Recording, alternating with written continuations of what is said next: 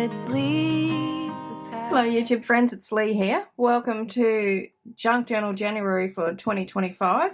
This is an open challenge hosted by Meg from Meg Journals. There's a link to Meg's channel in my video description box. And this is the journal that I'm going to be using every day, making a creation from the prompts provided by Meg. If you'd like to see how this journal was made, just have a look in the playlist that's on my home page of my channel, and it's also linked in my video description box, and you can see how I made the journal. Well, look at that, we're up to day 11 already. The prompt is magazine. So I've got a few magazine pages here. There's images of women on most of these pages, and I'm going to decide which one I want to include in my collage today. I've got a couple of pages out of a Daphne's Diary magazine, and they have some cut out butterflies on them, so I'll attach some butterfly wings to whichever people that I decide to use today. So at the moment I'm just working out how big I want this image to be. Then I'll decide which wings I want to attach to the mother and the child.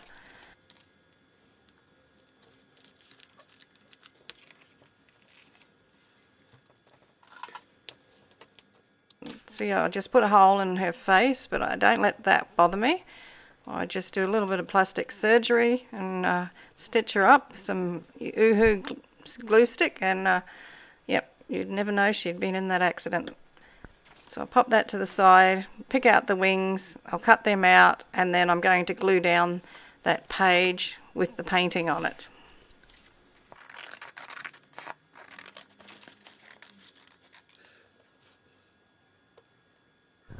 So I'm attempting to cut out my people with that craft knife, and I do use the word attempting because I don't try it for too long. It's too hard, it just keeps tearing the paper, and I change over to these scissors and manage to get it cut out. That's really thick cardboard. I probably should have used a thinner piece, but it was there, and I wanted to use it because I've picked it up several times, and that's not the way you get things used in the craft room. You should pick it up and just put it in instead of picking it up and procrastinating. So finally that piece has been used, even though it is a bit too thick. So with that tear that's on her face, as I said, I'm really not that worried about it, because what I'm going to do with this image is to give it a bit of a scuffing up with some sandpaper. I want to distress it a little bit. So it really doesn't matter that there's a rip in the face. And the focus is actually on the child more than the mother. Like, you can tell it's a mother and a child, but I wanted the child to be the focal point. You can see in the background there the wings that I picked. I ended up changing them because I didn't like the way the colour sat against the background, and the colour of the child's wings were too close to the colour of the mother's wings. So I changed them, cut out another set. So I've got my sanding block here, and I'm giving this a good old scuff up. I do end up shortening the image, cutting it off just below the child's feet, so straight across. And yeah, then I go around it with some ink before I glue it down onto the background page.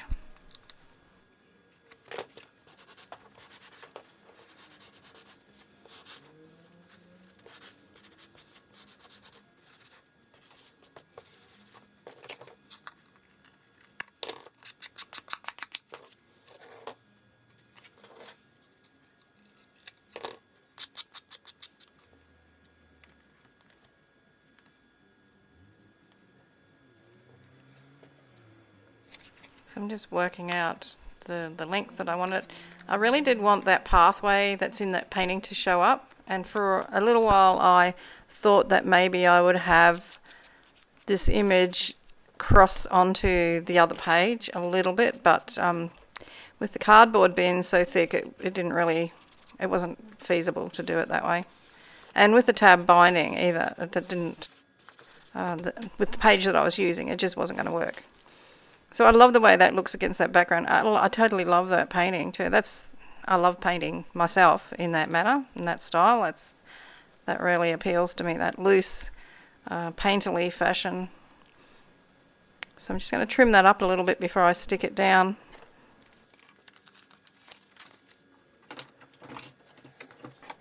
want to keep the sky in there, so we've got the contrast of the lady's head against the sky. But at the same time, I want to be able to see that pathway.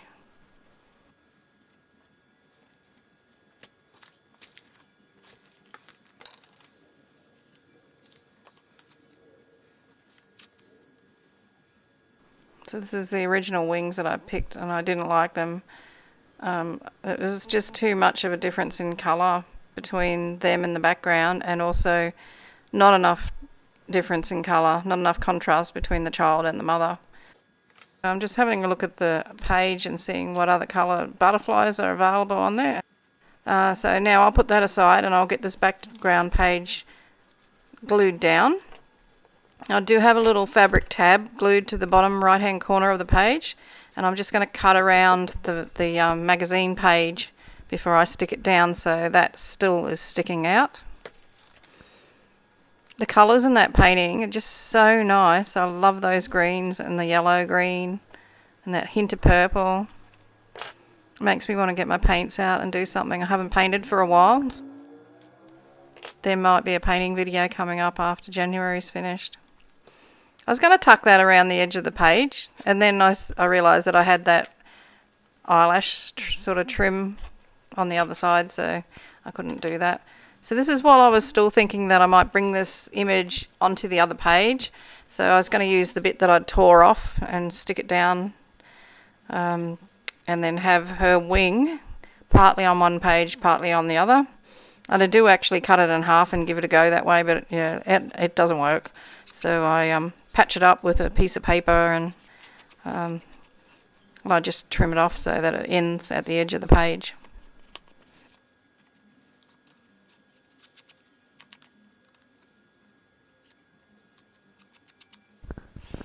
There's a good sort of, I don't know if you call it a moral or something, but with the mother having the imperfect face, it's like, your mum is your mum, isn't she? So even if she's not perfect, she is perfect. And we all have flaws.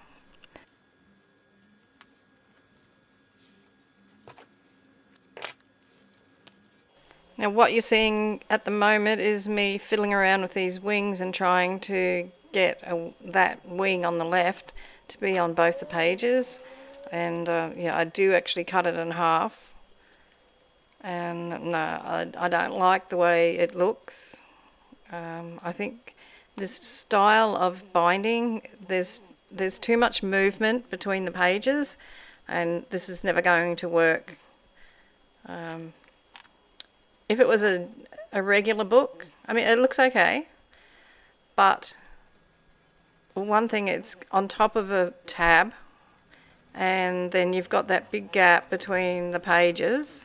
It just doesn't work. Like, someone who's an expert would probably be able to make it work, but I decided not to do it. So after I play around for a bit longer, I end up putting like a splint of paper on the lady's wing. I pull it off, glue it back together again by using a piece of paper, and then stick it on again. But all I do is to just cut it at the edge of the page. So what I'm doing here is I'm putting a slit on the little boy's shoulder, and I'm going to poke the end of one of the wings in there, so it's going to sit up.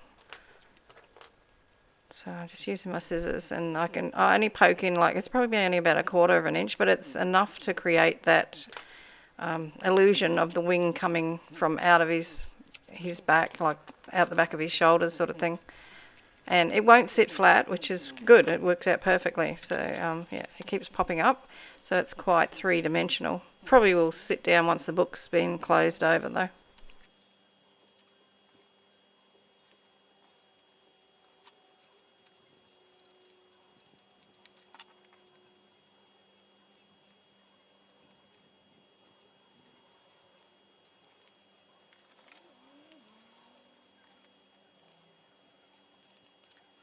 If you enjoy my videos and you're not already subscribed to my channel, then why don't you just hit the subscribe button, because it's free. If you're subscribed to the channel, you're never going to miss out on seeing my videos.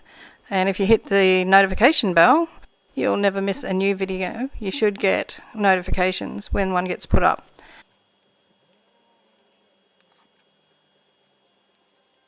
Because that cardboard is thick, I'm using art glitter glue to glue my page down, my figure down. And now I'm just going around the figures and creating a drop shadow on the page. And then I'll go around my page with the Stabillo. I'll also put some gold splatters, how strange, put some gold splatters on the page as well.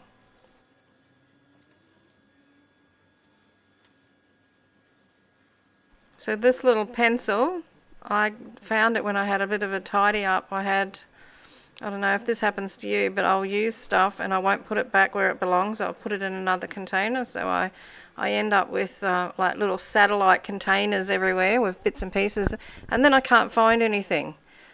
Or they'll be put in a container that has so much stuff in there you can't tell what it is. So it'll be a Stabillo disguised as a Stabillo. And you can't find it. So yeah, so I was very happy to find this little chappy, and I'll use him until he's just a little stump, and then put him out to retirement. It was the very first Stabillo I ever bought, so yeah, he deserves a good farewell. He's put in a lot of service. So I'm using a damp brush. I wouldn't say use a fan brush to do this. It was just the first thing I got my hands on. So yeah, a little round brush would work better, much better. But yeah, as I said, it was just what I grabbed.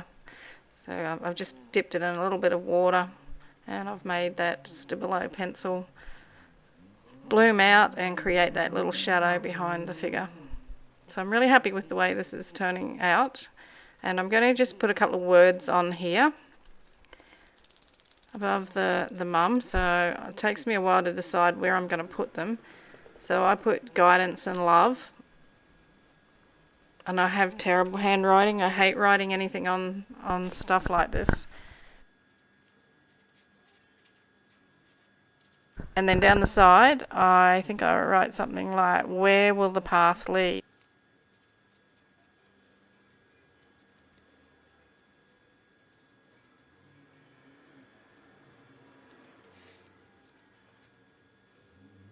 And now I'll get my gold watercolour, and I'll put some splatters on there. I do cover up the little fella's face. I don't want him getting any paint on him, but I don't mind if the mum does, because, well, she's already been sandpapered and torn, so it doesn't matter if she gets a bit of gold on the face. It just adds to her character.